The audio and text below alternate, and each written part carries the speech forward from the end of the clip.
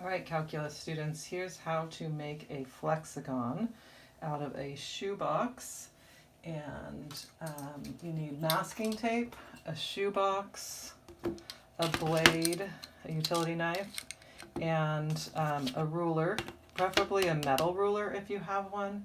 But you can use any type of straight edge if you don't have a metal one. The only thing you have to watch out for if your straight edge isn't metal is that when you press the blade against a straight edge that's not metal, you might accidentally carve into the straight edge, and you'll ruin your straight edge, but you'll also possibly get offline on your cuts.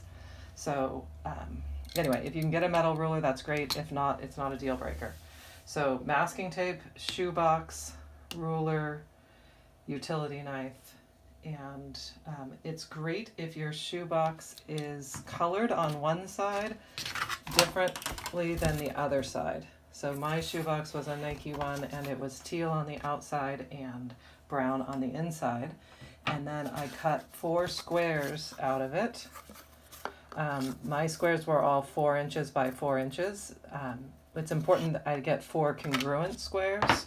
I've got them in different states of construction here, but you need 4 of them, and preferably solid color. It's okay if you end up using like the Nike logo somehow and stuff, but it's nice to have 2 different colors. When I cut the squares out, I took a piece of graph paper and counted out a 16 by 16 grid, and then I laid it on top of the cardboard, say like this, and then took a tack, a thumbtack, just here, and then I just poked through the corners,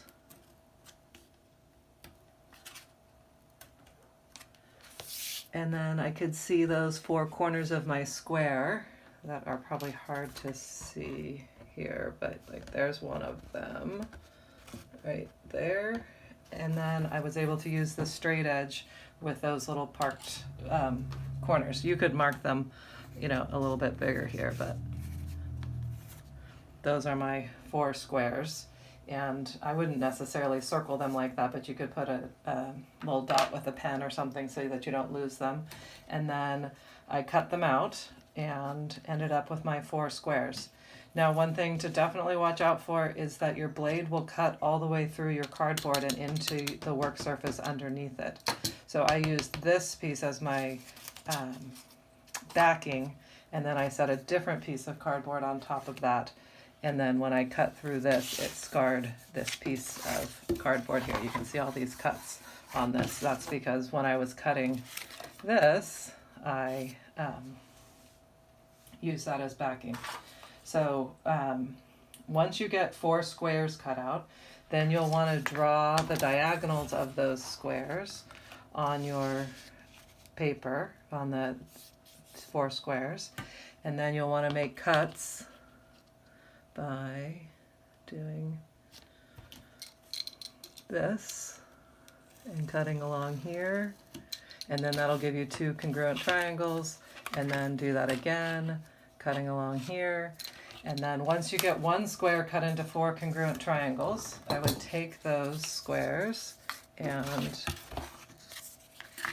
line them up. It is kind of nice if you keep them orientated the same way that you cut them out, but I've kind of lost track of that here. So as soon as you get 4 triangles, get them lined back up so that they're back to the same square that they were before, and you're going to tape them together with a little bit of a gap. And that gap is what allows the tube to fold and become a puzzle.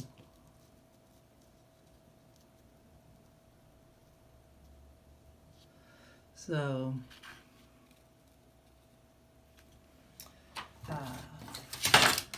and how I would recommend taping this is you tape kind of more, you take more tape than you need, and you just kind of line it up,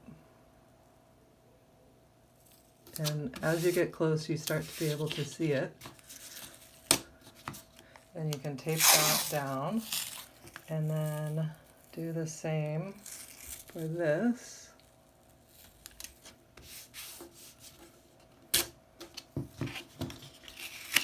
And then you can pick that up and turn it over and do the same again.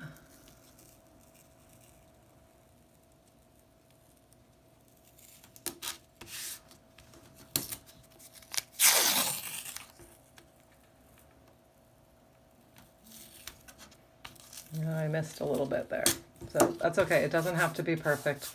It is kind of nice if you don't end up with having to use more than one layer of tape on it, but this is close enough, I think. I don't like that this was a little bit close to the gap there and this was a little bit further, but what are you going to do? Okay, so when you get through this stage, you will end up with 4 of these. And I only have 2 right now because I still haven't cut these 2 triangles. But I would cut one square into 4 triangles and tape it, then cut another square into 4 triangles and tape it. Don't end up with 16 little triangles and then try to put them back in the squares. It's best, you'll get a better product if you use the same 4 triangles to form one square as they were originally cut out of. So once you get those made, you'll want to trim off your excess.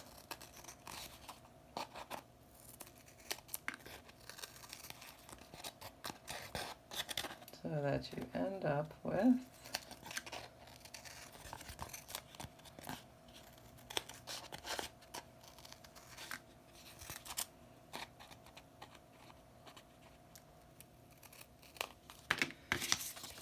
sorry, gotta do one more here. Could have done this a little more efficiently.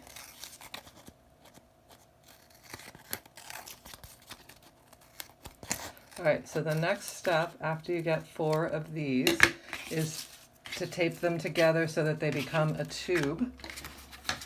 And you have to, when you tape the 4 squares together, you have to put the same size gap that you put in between the triangles. And then your method will be the same. I'll tape this down. And I missed a little bit again. It's not exactly, the tape is not exactly centered on the seam there, but it doesn't have to be perfect. Do both sides.